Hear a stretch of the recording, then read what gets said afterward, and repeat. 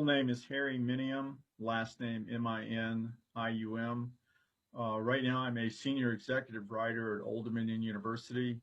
In 1982, I covered high school sports for the Virginian Pilot, and I worked at the Pilot for 39 years.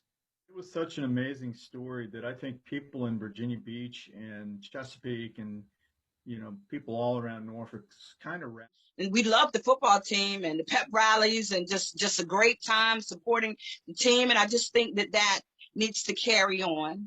And I think remembering Hatchet would be a wonderful legacy for the school to carry on his memory. It's been over 30 years now, that it would be good for the school to just remember that situation and remember his legacy for the football team.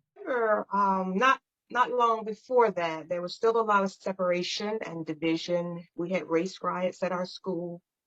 But after that, things changed a lot. A lot of that just went out of the window, and we were able to come together in the ways that we hadn't done before. But I was so heartbroken, and it was a tough pill to swallow. To the point where I still didn't believe it until actually the day of his funeral, and it became real to me. It became very real to me. Wow. As a whole, far as the school was concerned, Al was a big. I do remember him as a guy who was just relentless. He had a tremendous work ethic. And every play for him was a challenge. He didn't sit out a play. He ran all of his routes very hard. He blocked hard. He was just like most of his teammates. He was just a hard-nosed player, and he had some talent. And there were several trucks just circling our buses, so that we couldn't get off. And they were yelling racial slurs and, anything that you can think of that's totally inappropriate to say. And so for me, that was a moment, a really, really defining moment for me.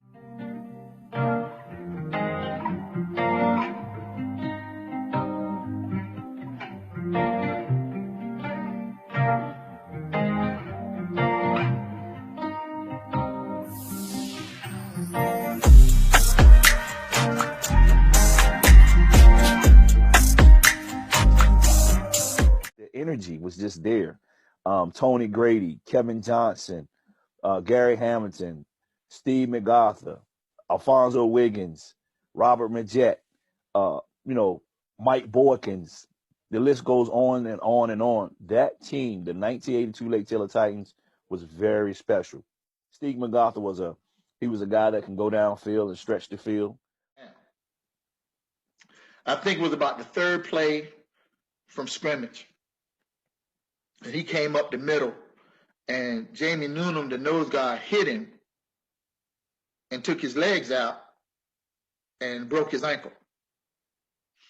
After that, they were all out. Beat them like 31-7. They helped bring Norfolk together. And we live in racially divided times now. Just think about how bad, it was much more divided 40 years ago.